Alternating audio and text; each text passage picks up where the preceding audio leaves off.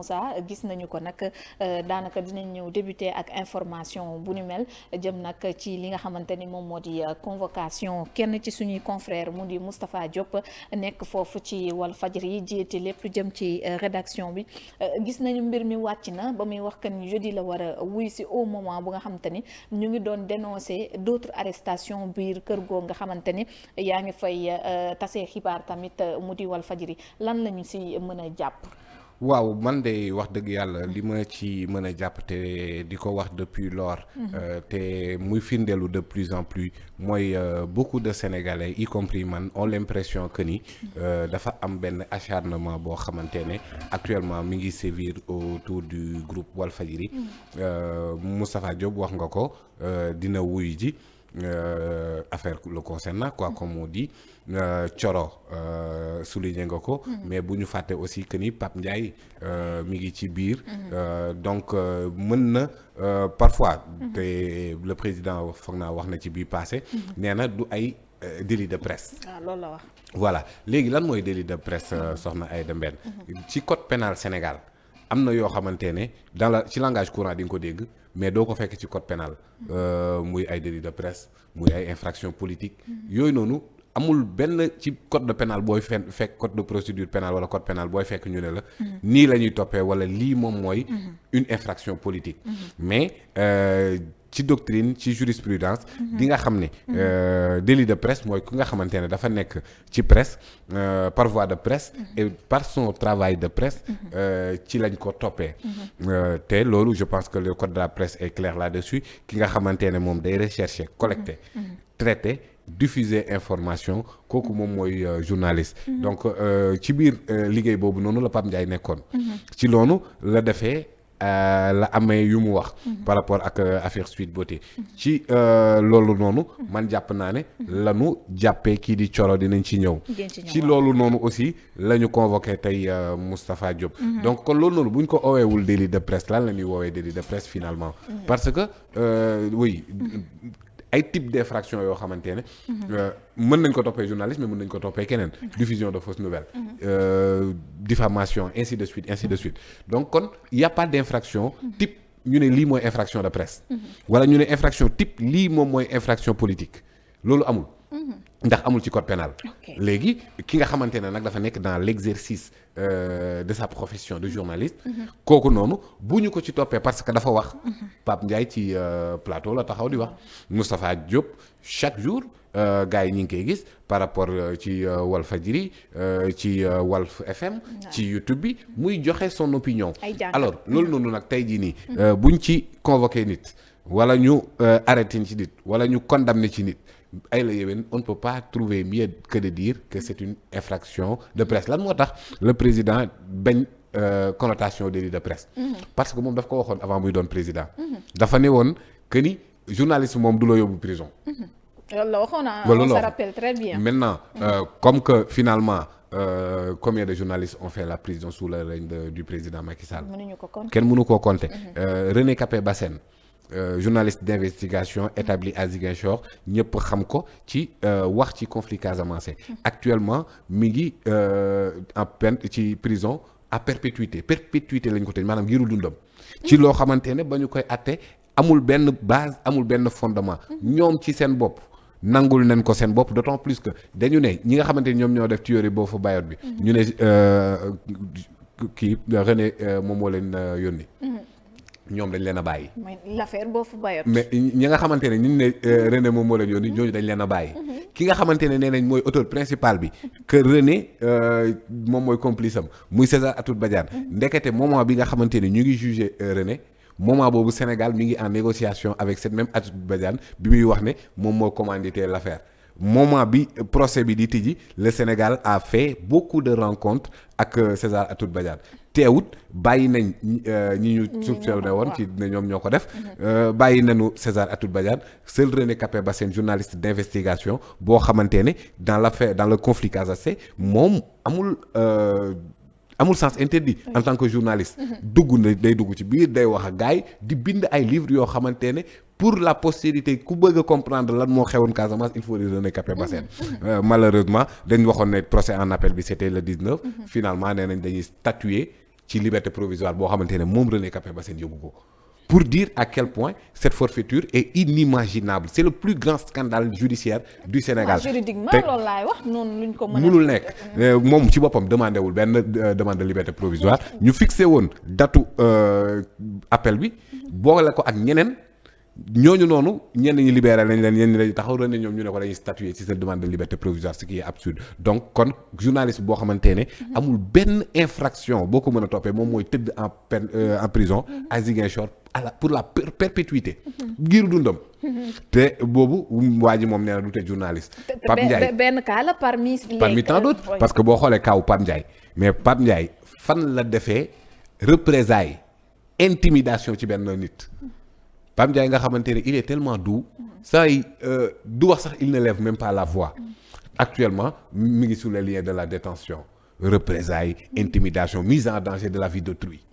provocation de manifestation c'est-à-dire da ngay lire les chefs d'inculpation contre Pape Ndiaye tu te demandes ban Pape Ndiaye la ñuy wax wala fan la waxee lu ni mel au moment où moom Ahmed Suzanne Camara moom nee nañ rey Sonko au moment boobu au moment où tout le monde a vu le jeune de l'APR bi taxaw ci permanence bi ne xaw ma lan bu amee nañ taal kër Sonko tout le monde l'a vu tout le monde l'a entendu et pourtant il y a aucune procédure contre ces gens-là mais journalistes yi nga xamante ne ñoom jàpp nañ ne seen sacerdoce seen sas bi nga xamante ne moom la ñu war a taxawee diggante ak askan wi mooy di wax dëgg quel que soit nag maintenant le prix et malheureusement au Sénégal le prix de la liberté ci benn journaliste moom mooy la détention moom mooy les carcérations ba tey jii nii Babacar Touré yow yaa ko wax léegi. waaw tout à l'heure mi ngi annoncé sur sa page Facebook qu'il est convoqué aussi. mais c'est une absurdité inimaginable. Babacar Touré da doon wax ci benn cas. muy Frédéric Napel. Frédéric Napel boobu noonu. sur les réseaux sociaux. la carte professionnelle bi nga xamante ne moom lay moom mu ngi véhiculer ci réseaux sociaux yi man bi ma gisee ñu ne renseignement amul est généraux am ma ne leen mais attends soit cette carte là c'est une fausse carte wala waa ji moom moo defaral loolu boppam en tout cas il y a une faute flagrante ci biir carte am mais Babacar Touré wax journaliste def investigation actuellement kooku nee nañ moom moo porté plainte pour diffamation après bi mu porté Ousmane Sonko mu def beneen plainte mais sincèrement c'est-à-dire dafa am entorse dëgg blocage frein ci liberté bi nga xamante ne moom la journaliste di àndal Sénégal parce que nag effectivement munoo ne da ngay def sa liggéey moom mooy informer les Sénégalais mais te doo def ay investigation te doo dugg ci yenn parfois zone yu dangereuse peut-être pour taataan information mën koo jébbal askan wi mais kooku la loi moom moo ko war a protéger mais en tout cas au-delà de Walfadjri parce que j'ai l'habitude de le dire Sidi Lamine li mu teg c'est une philosophie état d'esprit la vision la doxalin la Walfadjri bu gars yi jàppee ne mooy journaliste yooyu toog foofu wala bâtiment ba leen nekk ci marché samedi bi da ngay juum Walfadjri état d'esprit la il y a combien de Walf ambulant ci Sénégal ñoo xamante ne ñu ngi jàngee buntu biir kër Sidi Lamine ba tey ñu koy exercer ji feneen raser bâtiment bi tëjal journaliste yëpp teewut cette idée là va continuer parce que germe la boo xamante ne ay Sidi Lamine Niass radiyallahu anhu moom moo ko ñëw teg ko naat teg ci ay xale jàngal leen responsabiliser leen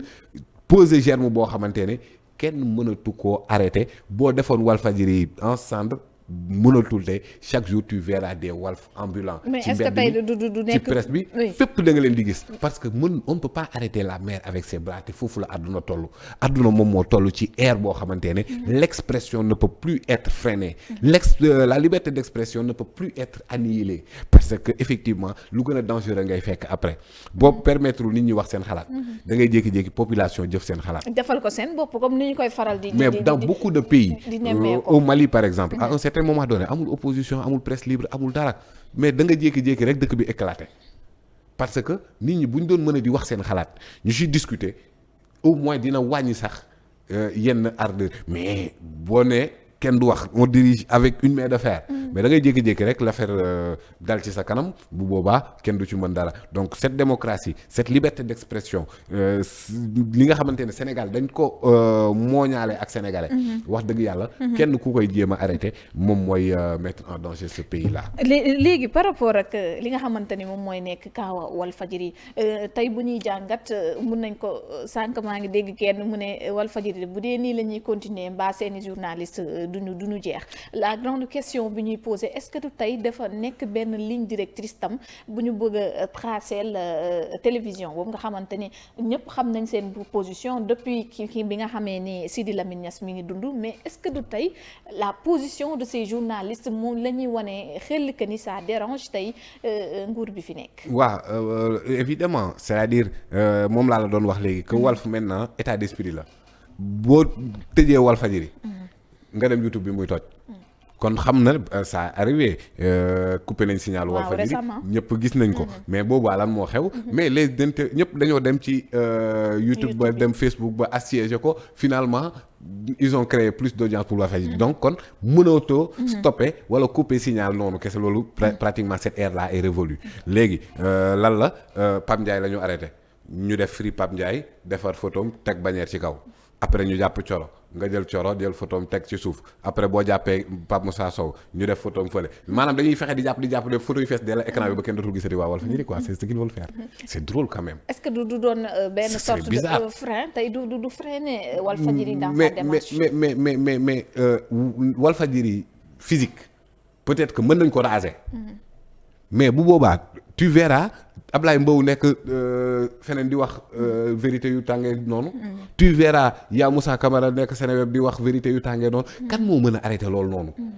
Walfadjri nekkatul benn identité boo xamante ne da nga koy limiter dans le temps et dans l'espace ce n'est plus possible. Sidi Lamine suqat na loolu ci boppu sénégalais yu bari. donc le front du refus sur le plan de la presse va demeurer éternellement. et que démb le président Macky Sall président en exercice keroog bi nga xamante ne le régime libéral dirigé par le président Wade ñu ngi ko bëgg a andil ay problème mais Walf moo taxawoon ci kaw damam Walf moo ko tijjiloon buntam Walf ñoo ko tàllaloon micro am Walf ñoo ko tiimale woon caméra am pare pour combattre pour que justice équité ñu bañ ko liquider en utilisant des procédures judiciaires contre lui n'est-ce pas donc finalement le président Macky Sall lui-même était à Walfadjri chaque jour muy soutenir cette ligne éditoriale aujourd'hui pourquoi cette ligne éditoriale dérange ça change complètement ba ñuy qualifier une télé de l'opposition mais parce que suba bu Ousmane Sonko nekkee président de la République Macky Sall nekk président Macky Sall nekk à l'opposition buñ ko bëggee toroxal Walfadjri léegi sax ci kanamam c'est-à-dire dafa mel ni amnistie par exemple au Maroc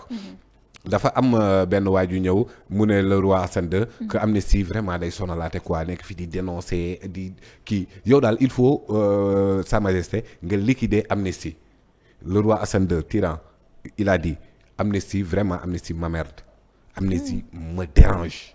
mais amnistie est utile pour le petit prince. Qu'est-ce qu'il voulait dire à l'époque xam na ne bu faagaagalee amnistie suba un coup d'état militaire am au Maroc ñu jàpp ko moom wala ñu rey ko le petit prince ki koy défendre ce sera amnistie. Je dis la même chose pour Walfadjri et pour le président Macky Sall pour képp koo xamante ne yaa ngi un acteur politique tey mën na la déranger tey mën na la emmerder mais demain boo nekkee ci injustice moom ngay njëkk a gis donc cette presse libre cette presse bi nga xamante ne elle ne compresse pas. Elle ne doit pas faire l'objet d'oppression. Parce que c'est une presse responsable, une presse qui n'oppresse pas, une presse qui ne compresse pas. Cette presse-là doit être protégée pour la postérité, mais aussi pour le Sénégal indépendant. Parce que beaucoup de Sénégalais, bu ñu amee problème, mur de lamentation bi Walfadjri la ça depuis Sidi Lamine Niass. Donc ainsi de suite finalement je m'interroge parfois parce que médecin le docteur Niang bi ñu ko arrêté mais l'ordre des médecins ñëpp a taxaw de waaw te foofu sax la malheureusement la presse ñëpp taxawuñ au contraire da ngay gis ñenn ñoo xamante ne tapis dans l'ombre di essayer di charger ay nit gis nañ ko ci mbirum Pape Ndiaye gis nañ ko ci mbirum Coro gis nañ ko ci mbirum Pape Alé finalement ak population bi nga xamante ne tey jii nii moom moo am parce que surtout les gens de l'APR là tu les vois maintenant gars yi ñu ngi commencé di tëb fenêtre ñi naan woy jóge ci pouvoir bi ne opposant moom maay chef d'opposition bi jóge fa maanaam yëpp boo demee ba nga xamante ne am nga problème ak nguur gi Walf moom mooy sa tribune. changé complètement de veste. Finalement nañu bàyyi xel ñoom ñi les tenants du pouvoir actuel que demain s'ils font l'objet d'une oppression y aura que Walfadjri ki mooy nekk seen kanam ak presse bi nga xamante ne am na liberté am ouverture taxaw pour ubbil buntu képp ku ñu opprimé. donc loolu noonu dañ koo war a suqat tant que yaa ngi ci nguur nag doo ko xam. la liberté de la presse lu ñu war di soutenir. mais parfois tu vois certaines positions. pays bi ñuy wax ni dafa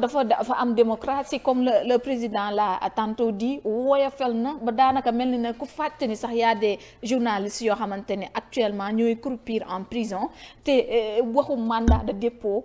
waxu retour de parquet entre autres da ngay dem ba sax sénégalais yi dañ ko miin jamono. ci mbir mi. Finalement le danger mooy. dañuy banaliser la prison.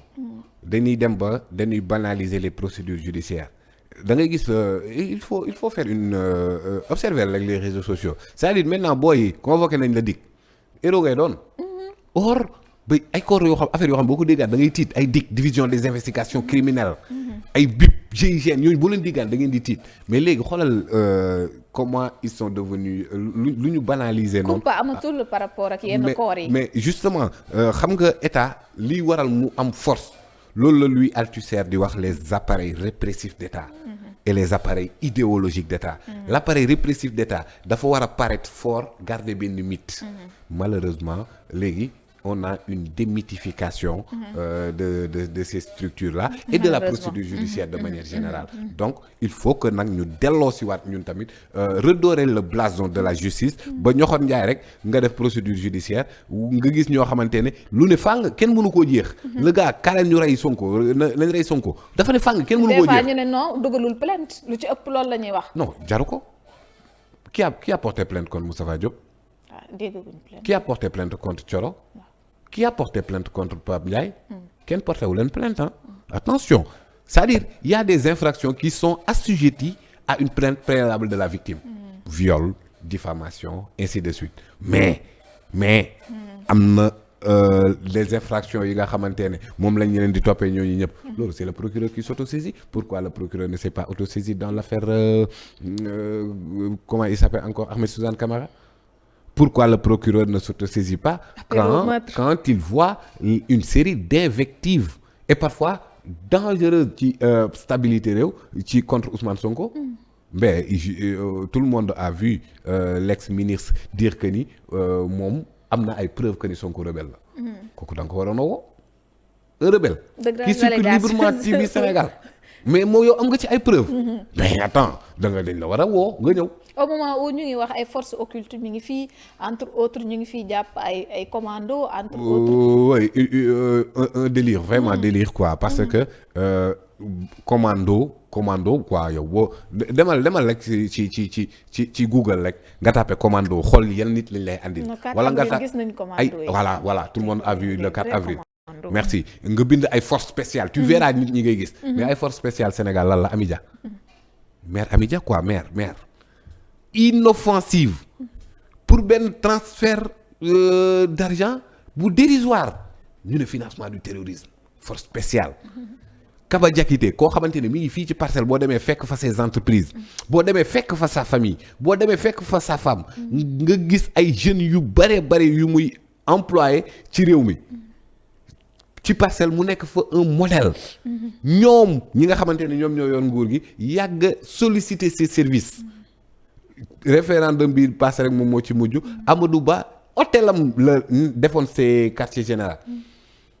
mais kooku noonu tey il fait partie de Pastef li muy gagné mu tuut mu bëri muy contribuer ci développement parti bi nga xamante ne moom daf ko gëm projet bi mais kooku nga ne après léegi commando quoi comment c'est ça vous voyez les chefs d'inculpation contre Kaba Diakité mais da ngay tiit or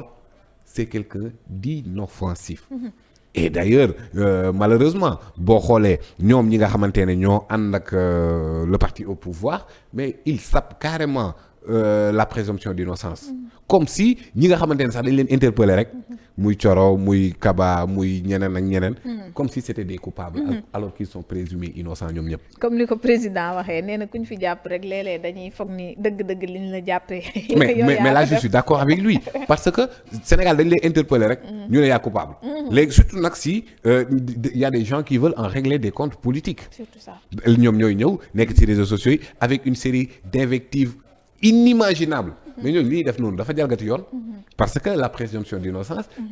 c'est un principe consacré par la Constitution, consacré par le code pénal mais les gens foulent aux pieds les règles les plus élémentaires de la légalité aujourd'hui sans aucune conséquence et que tey jii nii bu benn Souleymane faqasalu woon def lu ni mel ben ay tama du ko ëpp yi buum malheureusement ci point ginnaaw Moustapha Diop ak yenn ci taskatu xibaar